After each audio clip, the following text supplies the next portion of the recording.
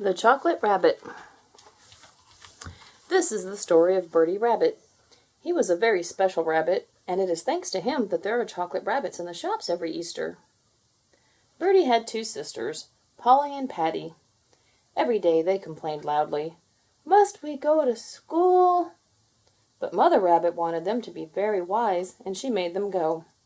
She cooked their breakfast, cleaned their ears, and combed their silky fur and whiskers, and sent them off with their lunch boxes.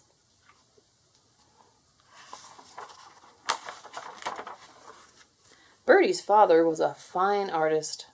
He earned enough to keep his family by painting Easter eggs. He used many colors and many patterns.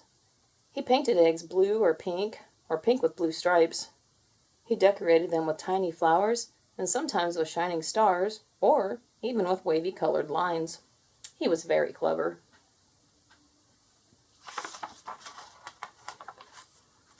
Every year, Father Rabbit set aside a little of his hard-earned money until he could announce proudly, "We're going to have our photograph taken." While Father Rabbit spent his days painting eggs, Mother Rabbit looked after the house and made sure Bertie and his sisters went out to collect fine, fresh eggs.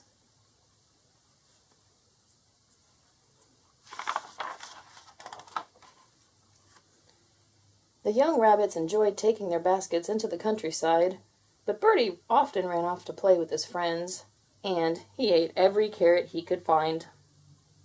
Best of all, Bertie liked to go off on his own. He would wander away and forget all about his sisters and about collecting eggs.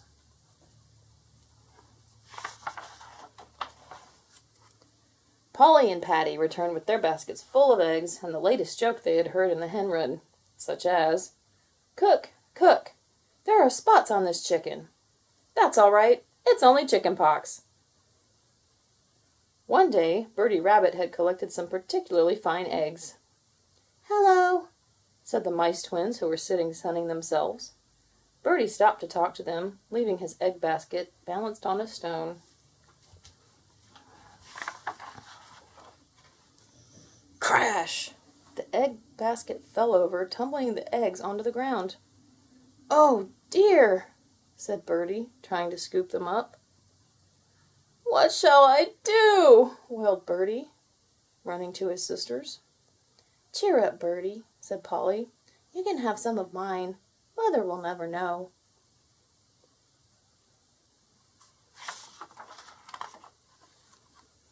That night, Mother Rabbit was so pleased with her children that she decided to make a chocolate cake. After carrots, this was their favorite food. She set her alarm clock and settled down to sleep.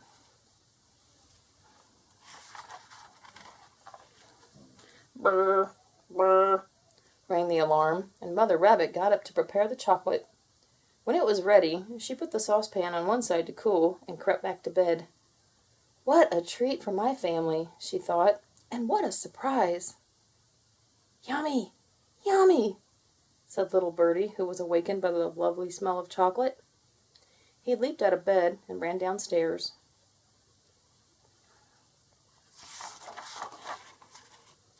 Bertie climbed on a stool, "just to look," he said. Then he put one little paw into the saucepan, just to taste. Then the stool fell over. Goodness gracious! Bertie was covered all over in chocolate. His cries awakened the family, who came running to see what had happened.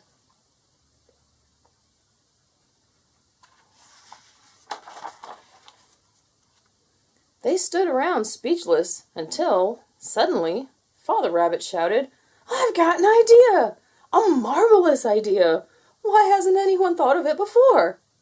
Stay absolutely still, young Bertie. Don't move a whisker."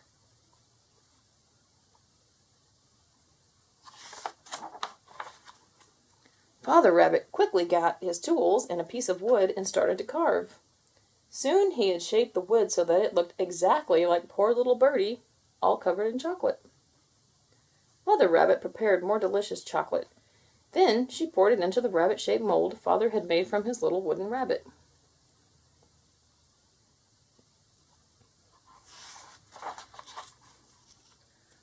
While the chocolate was setting, Mother Rabbit turned to Bertie. "Off you go, and wash away every bit of chocolate.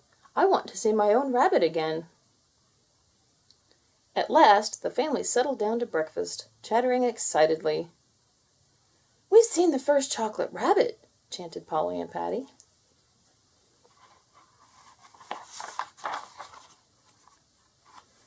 From that day, many, many chocolate rabbits appeared in shop windows, and many, many of them were made by the rabbit family. At Easter time, chocolate rabbits even appeared sitting among Easter eggs on very special cakes.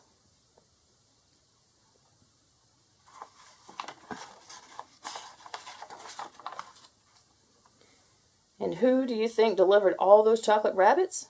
Why, little Birdie, of course, with his own yellow cart. And he never dropped a single one.